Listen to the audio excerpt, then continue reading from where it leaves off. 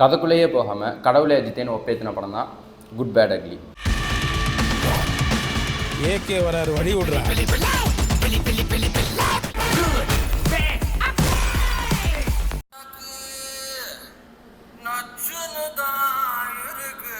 என்னடா phone speaker கேட்காம இருந்துச்சுன்னு சொன்னீங்க, இப்போ எப்படி கேட்குது? அது தொண்டை கிழிஞ்சிரும். உங்களுக்கும் ஃபோனில் வந்து தண்ணி இந்த மாதிரி எதனா போயிருந்துச்சு அப்படின்னா நீங்களும் தாராளமாக இந்த படத்துக்கு போகலாம். அப்புறம் ஏகே வந்து பார்த்தோன்னா இந்த படத்தில் சிஎஸ்கே ஜெர்சியில் வந்து பார்த்தோன்னா நல்ல இன்ட்ரோ சூப்பராக இருந்துச்சு. அது மட்டும் இல்லாமல் இந்த படத்தில் ஏகே வந்து பார்த்தோன்னா ரொம்ப ஹைப்பர் ஆக்டிவாக இருந்தார். அதுவே இந்த படத்தோட பெரிய ப்ளஸ். என்ன அப்பப்போ வந்து பார்த்தோன்னா இந்த சந்தானம் தில்லாலங்கை படத்தில் வந்து பார்த்தோன்னா எங்கேயும் பேஷண்ட் வந்து சூழாயத்தை வச்சு குத்திடுவேன் அப்படின்னு சொல்லிட்டு இருப்பார்ல, அதே மாதிரி தான் வந்து பார்த்தீங்கன்னா இந்த படத்துலையும் ஏகே அவன் பையனை கண்டுபிடிக்கிறதுக்காக வந்து பார்த்தோன்னா எல்லா வில்லன்களையும் போட்டு குத்துன்னு குத்திட்டு இருப்பார்.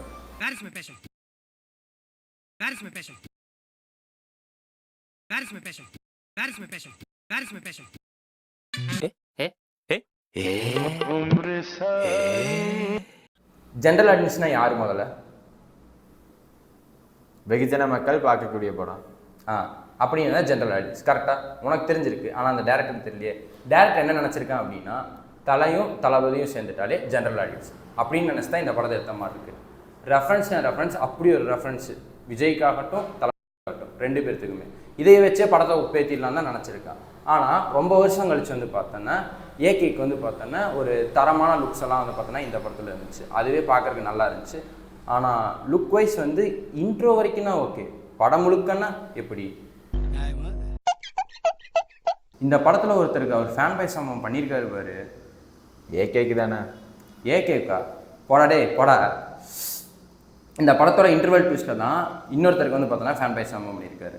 அது என்ன அப்படின்னா இந்த படத்தோட இன்டர்வல் என்ன சொல்லு பார்ப்போம். அர்ஜுன் தாஸ் வில்லனா டபுளாக் என்ட்ரி கொடுத்துருப்பாரு. அதுதான் வந்து பார்த்தோன்னா இந்த படத்தோட ட்விஸ்ட்டு.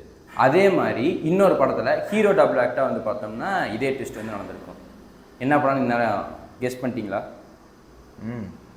கெஸ் பண்ணியிருந்தீங்க அப்படின்னா எஸ், அந்த ஃபேன் பாய் சம்பவம் வேறு யாருக்கும் இல்லை, விக்ரமுக்கு தான். சார் இந்த லவ் ஆக்ஷன் ஃபிலிமில் 3 கெட்டப் இருக்குது சார். இருக்குல்ல? இருக்குது சார். ஆனால் என்னன்னா ஹீரோயின் மட்டும் கேட்ச் பண்ணல சார். அதையும் நானே பண்ணிடுறேன்.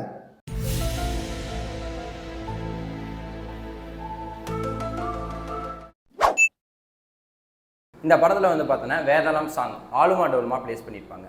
அதுக்கு பொதுவாக இப்போ இந்த டைலாக் வந்து ப்ளேஸ் பண்ணியிருந்தாங்கன்னா படம் உண்மையாலுமே திரையரங்க சிதறி இருக்கும். அது என்ன அப்படின்னா, நானும் அப்போ சொல்ல பார்த்துன்னு இருக்கேன், அவன் இஸ்குங்கிறான், அவன் உஸ்குங்கிறான், இது எட்டி பார்க்குறான். ஒன்று டீயை குடிங்க, இல்லை சாமான் எடுத்து என்ன அடிங்க, வெயிட்டிங்லேயே தெரியாதுடா. நீ பாட்டு போட்டிருக்கல திரையரங்கம் சிதறணும் அப்படின்னு. நிஜமாலுமே இந்த டைலாக் வச்சதுக்கப்புறம் திரையரங்கம் சிதறி இருக்கும்.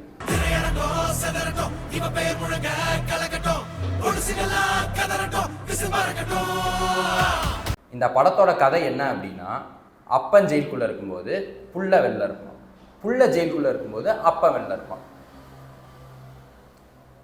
அப்போ 2 பேரும் வெளில இருக்கும்போது தேட்டருக்குள்ளே நீ மாட்டிகிட்டு இருப்ப.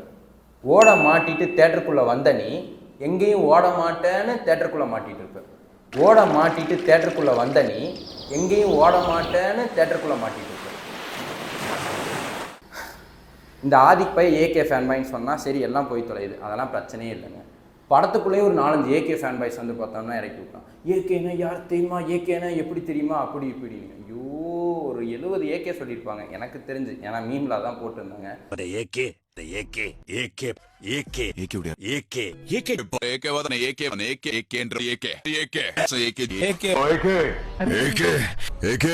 ஆனால் அப்படியே ட்ரிபியூட் பண்ணிகிட்டே இருந்தானு.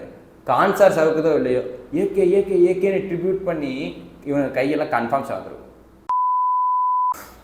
இந்த படத்தோட கதை அப்புறம் ஜிவி பிரகாஷ் வந்து பார்த்தோன்னா இதில் கிரெடிட் எடுத்துக்க முடியாது. ஏன்னா எல்லாமே வந்து பார்த்தோன்னா இளையராஜா அதுக்கப்புறம் பழைய சாங்ஸ் எல்லாமே போட்டு வந்து முடிச்சுட்டாங்க. அதோட இது முடியுது. பட் ஆனால் ஒரு விஷயம் என்ன அப்படின்னா, this is a true incident. என்ன அப்படின்னா, என் ஃப்ரெண்டு வந்து சொன்னான் ஜிபியூக்கு வந்து பார்த்தோன்னா ரிவ்யூ போடு, ஆனால் படமே பார்க்காம ஃபுல் ரிவ்யூ பார்த்துட்டு முடிச்சுட்டு அதுக்கப்புறம் வந்து பார்த்தோன்னா படம் பார்க்கலங்கிறத ஒரு அப்டேட்டாக போடணும். கடைசியில் அவன் சொன்னதான் நடந்திருக்கு. என்ன, படத்தை பார்த்துருக்கேன், அவ்வளோதான் விஷயம்.